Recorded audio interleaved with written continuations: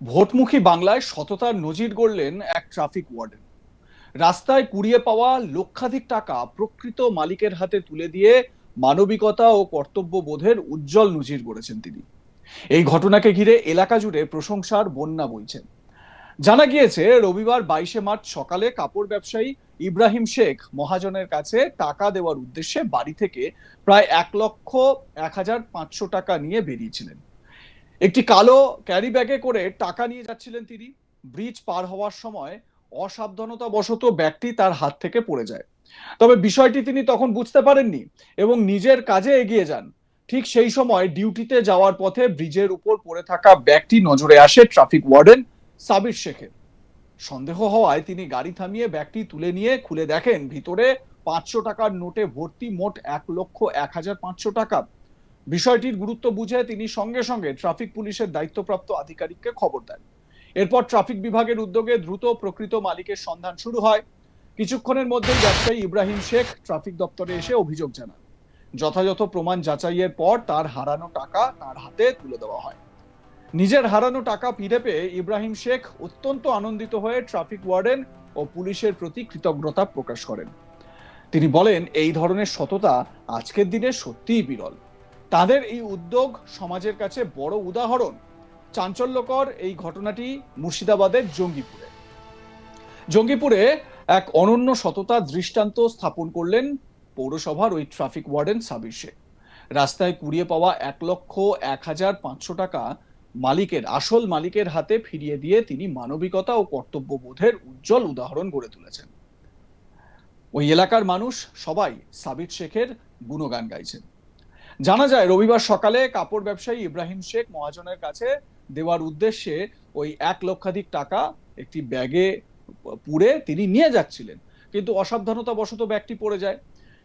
কিন্তু তিনি সেই খোঁজ তখন কিন্তু পাননি। তিনি জানেনও না কি হয়েছে, তার 1,00,000 টাকা যে পড়ে গিয়েছে কোনো খেয়াল নেই তার।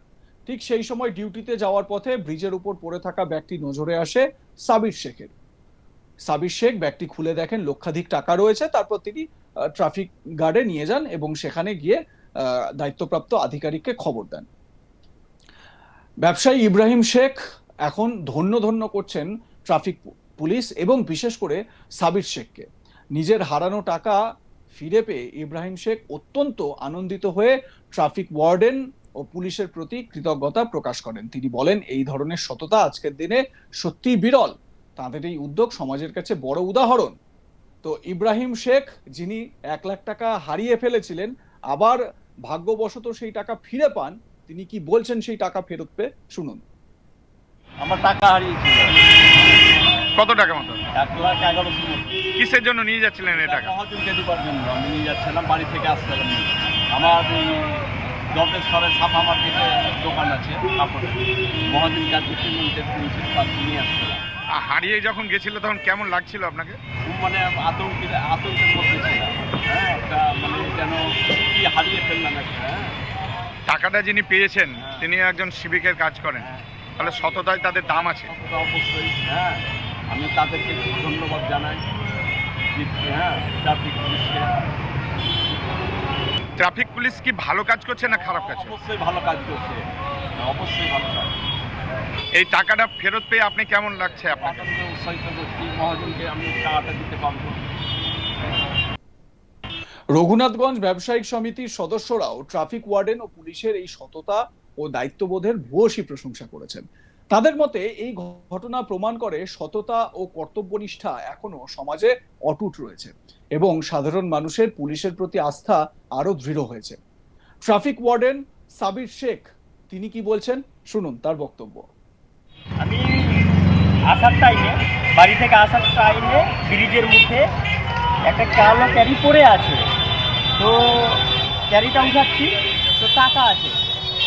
তো আমি স্যারের কাছে এলাম, স্যার বললো টাকাগুলো গণো।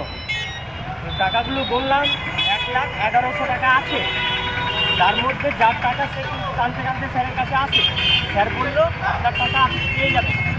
হ্যাঁ, আমাদের যেটা নিয়ম আছে সেই সিস্টেমে দরখাস্ত দাও, আধার কার্ড জমা দাও, পেয়ে যাবেন। কোন ব্রিজে পেয়েছিলেন টাকাটা? আমাদের ভাগরতী ব্রিজ।